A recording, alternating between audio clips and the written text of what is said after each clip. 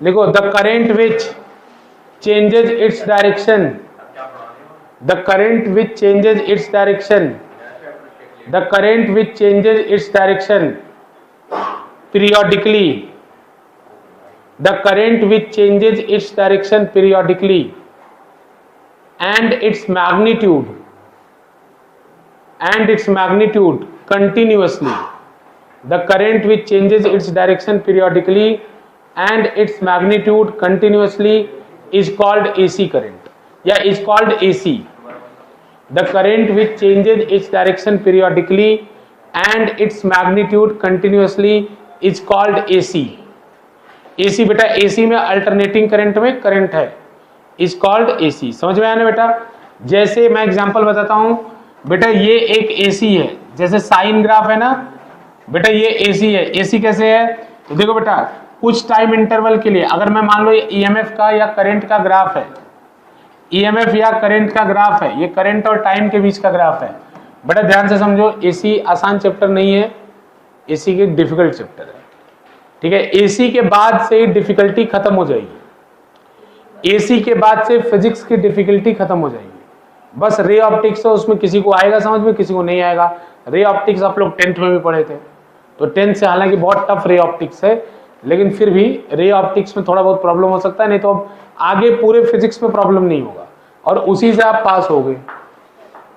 जिनका पास होने का भी डाउट है वो आगे पास हो जाएंगे. इधर की फिजिक्स हार्डकोर फिजिक्स है, इसको आपको समझना पड़ेगा. बेटा देखो, ये टाइम का ग्राफ है, तो कुछ समय तक करंट प्लस रह रहा है, फिर माइनस रह रहा है, फिर प्लस रह रहा है, आगे बढ़ाओगे फिर माइनस रह रहा है. तो बेटा ये पीरियोडिकली करंट प्लस हो रहा है और माइनस हो रहा है. इसको समझने के लिए मैं आपको एक एग्जांपल बताता हूं बेटा. जैसे मान लो एक रेजिस्टेंस है और यहाँ एक बैटरी है. ठीक है बेटा, अब इस बैटरी की पोलैरिटी को कोई घुमाता रहे, जैसे आधे सेकंड के लिए इधर रखे, फिर आधे सेकंड के लिए इधर रखे, फिर आधे सेकंड के लिए इधर रखे, फिर आधे सेकंड के लिए इधर रखे. तो बेटा इस सिनेरियो में होगा क्या बेटा, करंट कभी इधर जाएगा कभी इधर जाएगा, करंट भी तो चेंज करेगा ना. तो बेटा ये क्या है, ये AC है.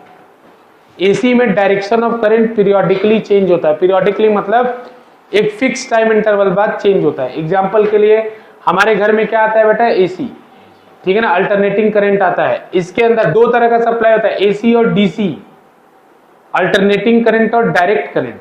डायरेक्ट करंट में अगर डायरेक्ट करंट कौन सप्लाई करता है, बैटरी. जैसे यहाँ ET का ग्राफ बनाओगे अगर बैटरी के लिए, तो जैसे 12 वोल्ट की बैटरी है तो ये उसका ग्राफ बनेगा. टाइम बढ़ता चला जाए उसका वोल्टेज कितना होगा, 12 ही होगा, 12 ही होगा. लेकिन बेटा AC का ग्राफ ऐसा होगा, मतलब कभी वोल्टेज प्लस में आएगा, कभी वोल्टेज माइनस में आएगा, ऐसे डायरेक्शन अपना चेंज करता जाएगा. तो बेटा जो AC का डायरेक्शन है और मैग्नीट्यूड चेंज होता है, बाकी DC का सेम रहता है. क्लियर है आप लोगों को? तो बेटा ये DC है, जितने लोग को नहीं पता, ये डायरेक्ट करंट कहलाता है. डायरेक्ट करंट मतलब एकदम कांस्टेंट EMF और टाइम के साथ. अल्टरनेटिंग करंट मतलब EMF टाइम के साथ चेंज करेगा. बच्चों हमारे घर में जो AC आता है वो 20 मिली सेकेंड में उसकी एक साइकिल जाती है.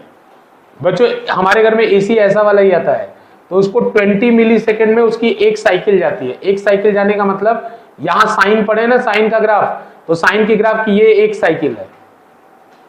ठीक है ना, साइन के ग्राफ में अगर जिन्होंने नहीं पढ़ा है बेटा, इसको एक साइकिल कहते हैं. एक वेव को, साइन की एक वेव को एक साइकिल कहते हैं. तो एक वेव हमारे घर में जो आती है उसको पास होने में 20 मिली सेकेंड लगता है. तो बेटा 10 मिली सेकेंड तक करंट पॉजिटिव रहता है हमारे घरों में और 10 मिली सेकेंड तक करंट नेगेटिव रहता है. समझ में आया ना? हमारे घर में जो सप्लाई आती है उसमें 10 मिली सेकेंड तक करंट पॉजिटिव रहता है और 10 मिली सेकेंड तक करंट नेगेटिव रहता है.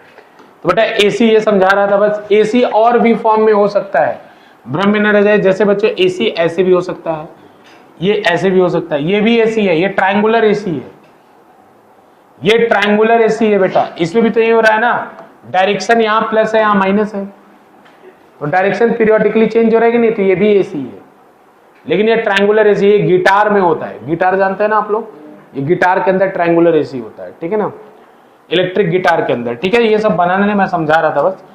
बच्चों AC का साइनोसाइडल AC जो होता है, साइनोसाइडल, हमारे घर में क्या यूज होता है बेटा, साइनोसाइडल AC होता है. साइनोसाइडल AC का जो फॉर्म होता है बेटा वो ये होता है, E = E0 sin ω t.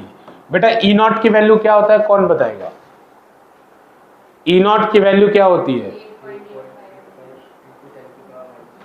ये तुमने कहां से सीख लिया बेटा? वो एप्सिलॉन नॉट की वैल्यू होती है 8.85।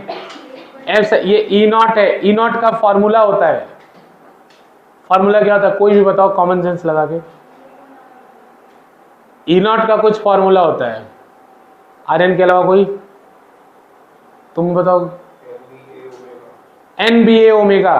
बेटा मैंने एसी जनरेटर पढ़ाया था, एसी जनरेटर पढ़ाया था तो ईएमएफ का फंक्शन क्या आया था? NBA omega sine omega T. बेटा इसको बोलते हैं पीक ईएमएफ या ई नॉट। एसी जनरेटर पढ़ाया था ना, एसी जनरेटर में यही तो था ई नॉट, जो मैं एसी में वहां। बेटा ये आप पहले ही पढ़ चुके हैं ईएमआई में, एसी कैसे जनरेट होता है ईएमआई में पढ़ चुके हैं। और ईएमआई में फाइनल एसी का फॉर्म ये बनता था NBA omega sine omega T. वो जो ग्रुप में भेजा था फॉर्मूला, उसमें भी तो लिखा था ना NBA omega sine omega T. तो बेटा याद रखना, उसको मैं ई नॉट कह रहा हूं। कभी आपसे न्यूमेरिकल भी आ सकता है, एग्जाम जिनका भी है न्यूमेरिकल आ सकता है, एन दे सकता है, बी दे सकता है, ए दे सकता है, ओमेगा दे सकता है, और ये पूछ सकता है कि ई नॉट बताओ, मैक्सिमम ईएमएफ बताओ। समझ में आया कि नहीं आया? समझ में आ रहा है? मैक्सिमम ईएमएफ पूछ सकता है। इतना ध्यान रखना कि ओमेगा को किस में रखोगे, किस में रखोगे ओमेगा को? रेडियन पर सेकेंड में। बेटा अगर ओमेगा आरपीएम या आरपीएस में है तो उसको कन्वर्ट किस में करोगे? रेडियन पर सेकेंड या रेडियन, उसमें फिर यूज करोगे। तो बच्चों ये पहचानना सीखो, इसका नाम क्या क्या है। तो यहां पे बता रहा हूं, ये बेटा एक क्वेश्चन है, इसको कहते हैं इंस्टेंटेनियस ईएमएफ। बेटा इसका नाम है इंस्टेंटेनियस ईएमएफ। बेटा ये इंस्टेंटेनियस ईएमएफ है।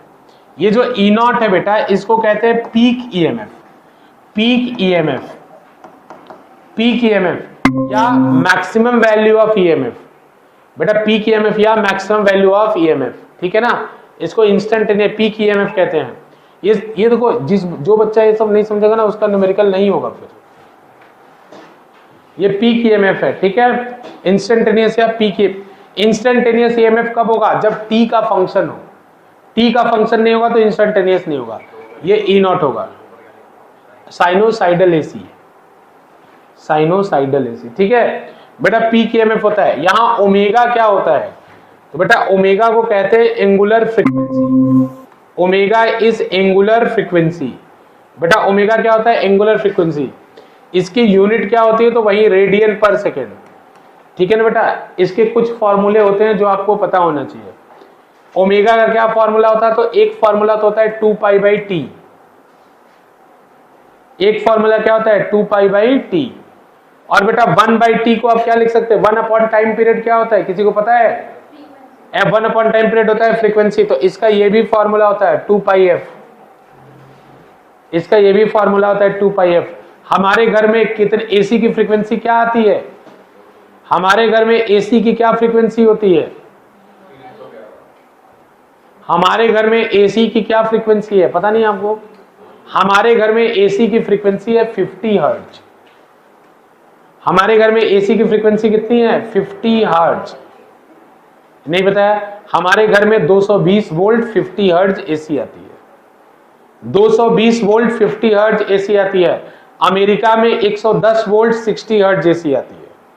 पूरे यूरोप में 220 वोल्ट 50 हर्ट्ज एसी आती है, ठीक है? अमेरिका और उससे जितने भी रिलेटेड कंट्रीज हैं उनमें 110 वोल्ट, उसके आसपास के कुछ स्टेट है साउथ अमेरिका वगैरह, कनाडा, उसमें 110 वोल्ट 60 हर्ट्ज एसी आता है। समझ में आ रहा है? तो बेटा ये 50 हर्ट्ज अगर हमारे घर में एसी आता है तो बताएगा हमारे घर में जो फंक्शन बनता है उसमें ओमेगा की वैल्यू क्या होगी? 50 हर्ट्ज एसी आ रहा है तो एफ की वैल्यू कितनी है? बेटा हर्ट्ज किसकी यूनिट होती है बताना? फ्रीक्वेंसी की। तो अगर फ्रीक्वेंसी दे दूं तो आप मुझे ओमेगा नहीं बता सकते। फ्रीक्वेंसी है 50, तो बेटा 50 इंटू 2 करो कितना आएगा? 100। तो ओमेगा कितना आ जाएगा? 100 पाई। ओमेगा कितना आ जाएगा? 100 पाई। तो हमारे घर में कितना आएगा बेटा? 100 पाई ओमेगा होता है। क्लियर है सबको? क्लियर? आगे चलें, ठीक है? Instantaneous EMF. अब उसके बाद देखो बेटा, आता है एवरेज ईएमएफ, इसके बाद आता है बेटा एवरेज ईएमएफ, हेडिंग डालना एवरेज ईएमएफ के बगल में, हाँ वो दबा दो, दबा उसको, हाँ average EMF, average EMF, average EMF full cycle में, देखो इसका फॉर्मूला याद रखो, फुल साइकिल में एवरेज इंटीग्रेशन आता है ना सबको, फुल साइकिल में एवरेज ईएमएफ का वैल्यू कितना होता है बेटा, एवरेज ईएमएफ को कभी हम लोग ऐसे भी शो करते हैं, इसकी वैल्यू होती है 0, फुल साइकिल में एवरेज ईएमएफ होता है 0, 0 क्यों होता है बेटा, जितना प्लस बनेगा उतना ही क्या बनेगा माइनस, तो बेटा प्लस माइनस एक दूसरे को क्या कर देंगे कैंसिल, तो जितना प्लस में वोल्ट बनेगा उतना माइनस में बन रहा है ना, तो बेटा एवरेज कितना आएगा 0, ठीक है ना। हाफ साइकिल में एवरेज कितना आएगा बेटा, हाफ साइकिल में एवरेज कितना आएगा, तो हाफ साइकिल में एवरेज आता है 2E0 by pi, half cycle में एवरेज कितना आता है एसी का 2E0 by pi, half cycle में एवरेज कितना आता है एसी का 2E0 by pi, full cycle में 0 होता है, 0 क्यों होता है, जितना प्लस बनता है उतना माइनस बनता है, तो बेटा एक फुल साइकिल लोगे तो जितना प्लस में करंट आएगा उतना माइनस में आएगा, तो कैंसिल आउट हो जाएगा।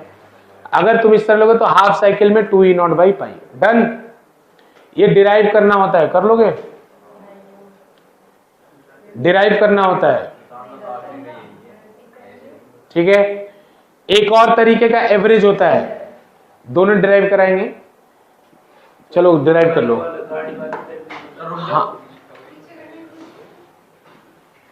डिराइव कराते हैं, बाकी बच्चे धुरंधर है हमारे, कर लेंगे मुझे पता है, कम से कम मैथ वाले तो करके दिखाएंगे एटलीस्ट मुझे, बाय वाले कॉपी कर लेंगे, बाय वालों के लिए मैं शॉर्टकट बताऊंगा, अगले वाले में बताऊंगा, ठीक है। मैथ वालों के लिए बस मैथ वाले पूरा सॉल्व करेंगे, बेटा तुम सब में होगे, तुम्हारे लक्षण ठीक नहीं है बेटा। एवरेज ऑफ ए फंक्शन कैसे निकलता है, एवरेज ऑफ ए फंक्शन कैसे निकलता है, जितने लोग को पता नहीं है तो मैं बता दूं बेटा, एवरेज निकालने का इंटीग्रेशन से फॉर्मूला होता है fx dx divided by integration of dx। बेटा ये फॉर्मूला होता है एक फंक्शन का एवरेज निकालने का, एक फंक्शन का एवरेज निकालने का ये तरीका होता है fx, ये तरीका होता है एवरेज निकालने का। fx कोई भी फंक्शन, मतलब आपको ये जनरल बता रहा हूं मैं, एवरेज इस फॉर्मूले से निकलता है, तो अभी हमें एवरेज किसका निकालना है e का, और फुल साइकिल में कि हाफ साइकिल में, फुल में तो 0 होता है, क्यों ही निकालूंगा, हाफ में निकालूंगा, तो हाफ में मतलब 0 से t/2 में, तो इसका एवरेज निकालो।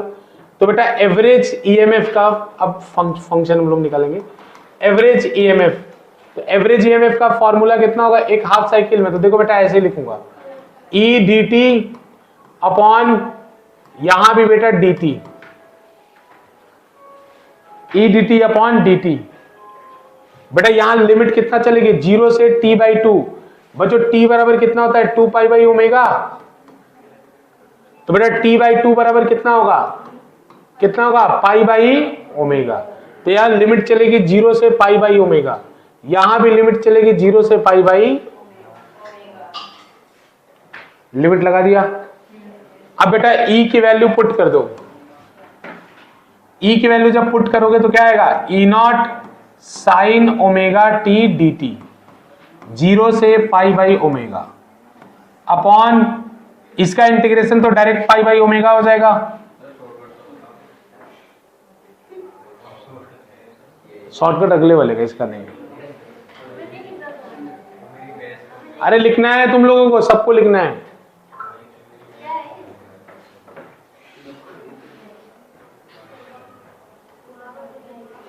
बेटा देखो अब नेक्स्ट स्टेप में क्या करो, इसको इंटीग्रेट करो, अरे ओमेगा ऊपर चला जाएगा ना, तो हो जाएगा ओमेगा अपॉन पाई, बेटा ओमेगा ऊपर चला गया पाई, 0 से π/ω, E0 बाहर ले सकते हो बेटा इंटीग्रेशन के, ई नॉट बाहर ले लो क्योंकि कांस्टेंट होता है, अंदर कितना है sign omega T D T, sign omega T D T आया। इसको इंटीग्रेट करो, साइन थीटा का इंटीग्रेशन कितना होता है, तो साइन ओमेगा टी का इंटीग्रेशन कितना होगा,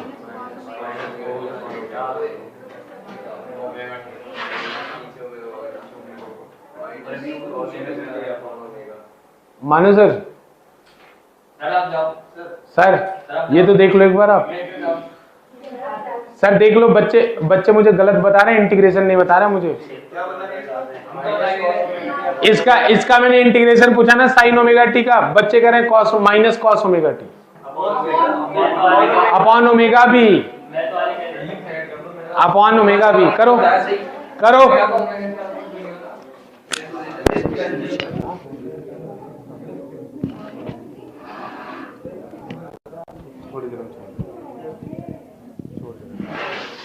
बैठो बैठो, कुछ मंगवा दो। इंद्रजीत भी है।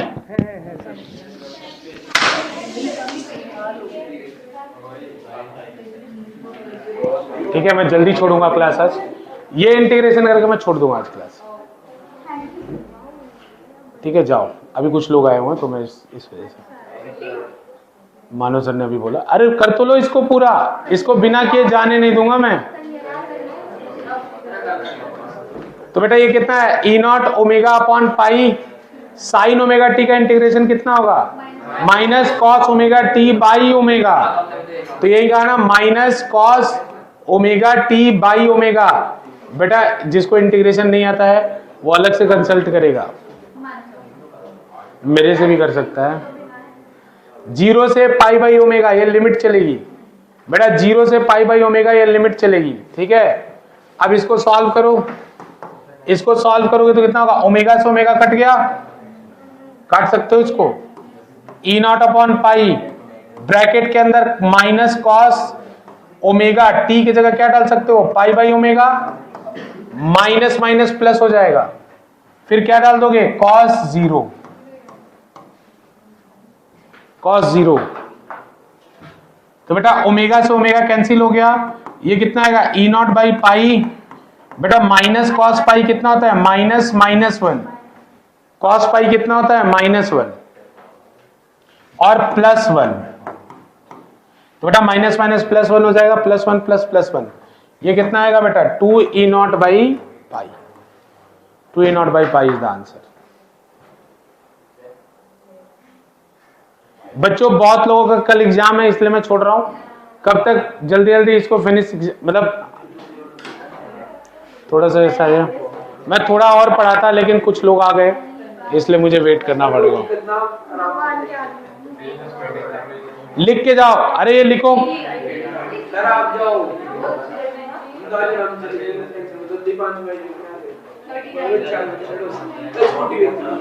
ठीक है। हाफ ईयरली सबका कब तक खत्म होगा, लास्ट किसका है, नंदिनी हाफ ईयरली चल रहा है, रिशिता को तो लास्ट में है। खुशी बता देना बेटा, फिजिक्स का जिस दिन होगा, जिसका भी फिजिक्स का होगा मुझे बता देना एक बार।